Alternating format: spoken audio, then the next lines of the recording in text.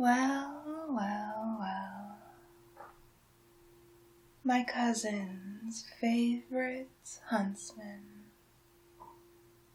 And aren't you adorable? Yes, you are. You know that you're her favorite, right? She adores you. She considers you a lifelong asset, a partner, even a friend. You're very important to her. One would even say, dear. I bet she already knows that you're missing. She doesn't know you're here, hidden away in her own chambers. She'll never think to look here. No. Why, she'll be searching the land, far and wide, thinking you got lost in the woods, perhaps injured. You're probably out there curled up under some shrubbery, waiting for her to find you, waiting for the other huntsmen to trace your usual trails, outline them to her, show her all of your favorite haunts in the woods. And yet, no one will find you. Not here anyways. My sister will frantically search this entire queendom, and you will be hidden here the whole time. Loyal dog to my cousin that you are. And me? Why, she's always referred to me as a sister to her. We're so close. She would never suspect that I had a hand in this. In fact, while you were still slumbering your sleeping potion away, I was out there searching for you, calling your name, knowing that you weren't going to answer. You were incapable of it. You were in a deep, sleepy sleep down here, shackled up, incapacitated, restful in this steel cocoon I have you in. But it's for your own good. You don't even know it yet. Do you realize what my cousin has done to you? How she's changed you, rearranged you, twisted you into something that's not quite you. I see it. See the triggers that she's implanted in you.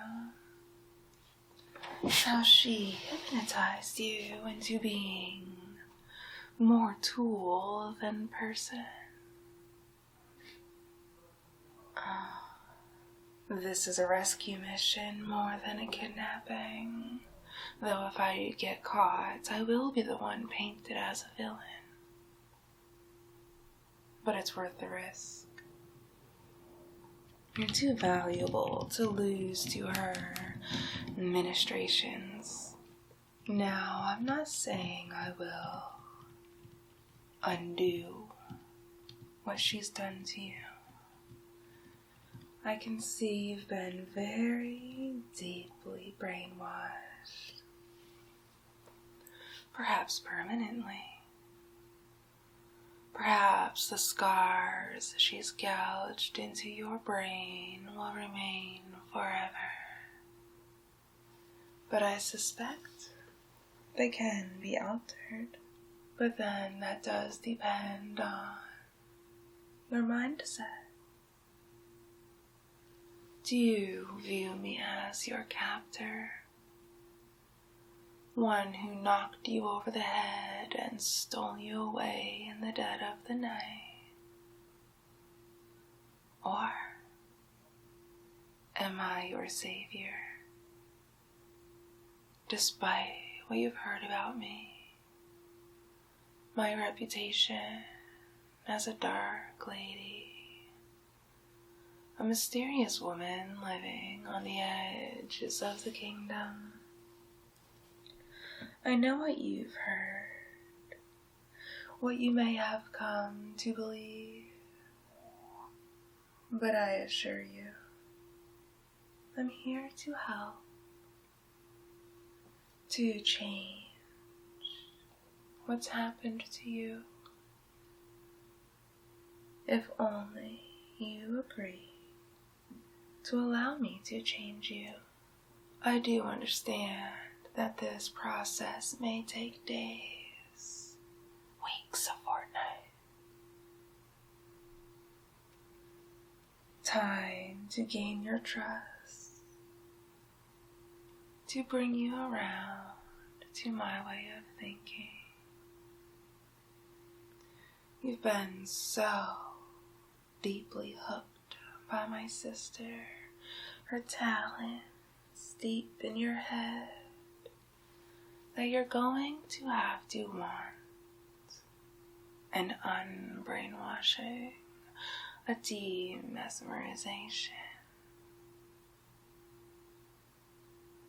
Or perhaps she will lose her huntsman forever.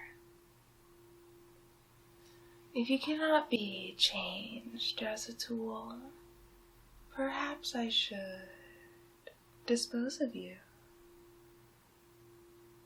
That could be even more fun. Strong thing like you would make a fine human sacrifice. The power of a huntsman to fuel whatever I want. Fuel a storm.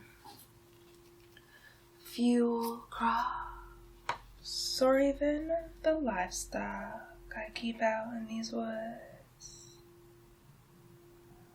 There's quite a few things the strength of a man like you could contribute to. Human sacrifice is certainly a tempting choice. A grim fairy tale all on its own. Can you imagine what the people will think when they find your body used, drained of its life force for a dark, evil intent? The shock value alone is rather tempting, I have to admit. Especially since I will never be caught. Especially because I can use the triggers already planted in you to get you to come along. An eager, obedient cow led so easily into the woods. They'll think a witch got to you.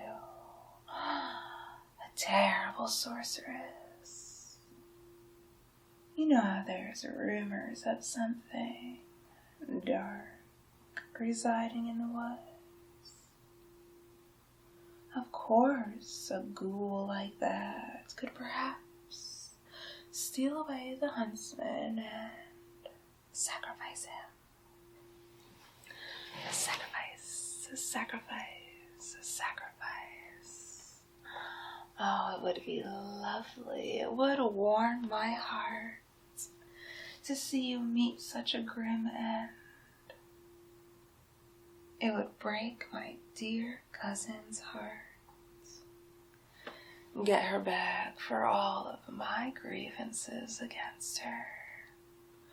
All the times that she's irritated me.